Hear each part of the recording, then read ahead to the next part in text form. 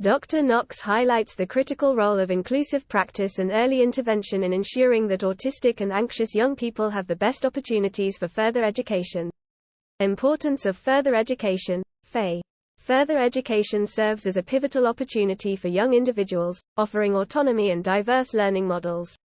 For those who have faced challenges in traditional schooling, with the right support, FE can be a game changer, providing a chance for personal growth, identity expression and increased independence in adulthood.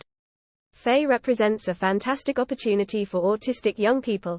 Joining an FE establishment is often the first time they experience real choice and autonomy in their education. This shift towards adult learning models can open up more opportunities, supporting independence in adulthood. The social opportunities in FE are invaluable, and young people often reach a stage in their development where they can express their identity and meet other young people they can relate to. Challenges in accessing further education. Unfortunately, school non-attendance at an earlier stage can pose significant barriers to further education. Young individuals who miss out on early education are less likely to acquire the necessary qualifications, hindering their access to desired courses. The implications of this are vast. A child or young person out of education at an early stage is more likely to face challenges catching up academically.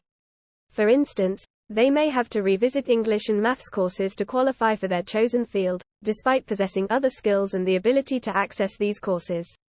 This can be discouraging and reduce their enthusiasm for further education. Even before reaching this point, individuals who have experienced this may have lost trust in the education system altogether. What's more, due to lower levels of engagement in activity outside of the home, they may have missed opportunities to develop skills that would support them to do this with confidence, for example, navigating public transport or planning their day. Impact on wider life and experiences. In addition to educational setbacks, school non-attendance can contribute to poorer socio-economic outcomes and may contribute to long-term mental health issues. The missed experiences of social interaction and personal growth during school years can have lasting consequences.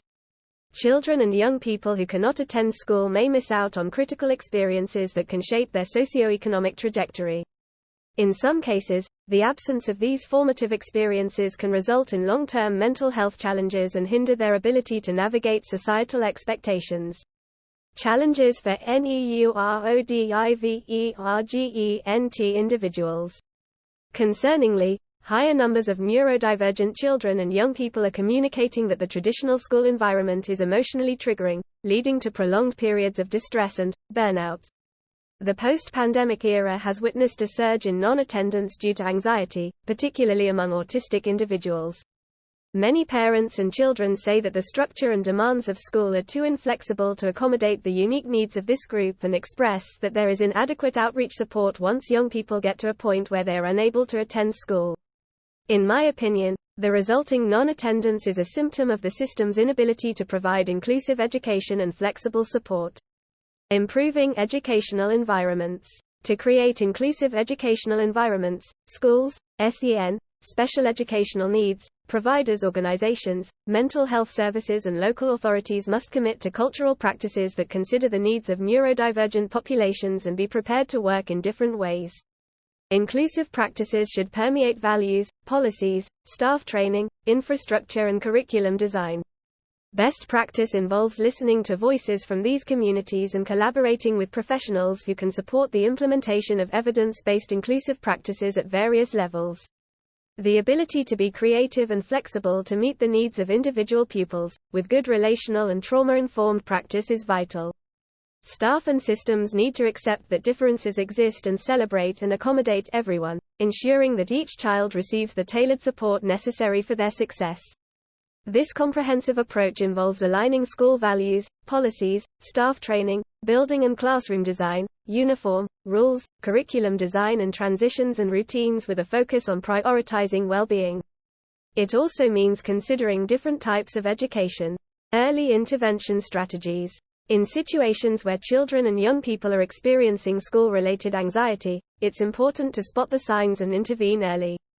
In my practice, I've observed that children and young people's anxious responses to the school environment can sometimes be hidden while they're in school, with parents and caregivers often the first to raise concerns.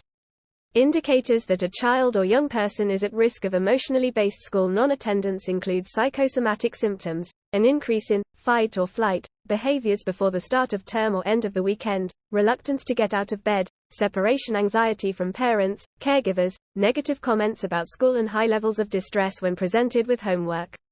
At school, indicators may include work avoidance, lateness, internal truancy from lessons, isolation during unstructured times, and difficulties in relationships with staff and peers.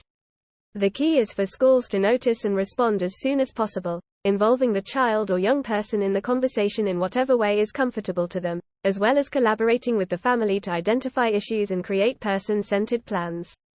Very positively, many local authorities now provide emotionally based school avoidance guidance to help with this process. My core message to readers would be that inclusive practice and early intervention can support young individuals to progress into further education.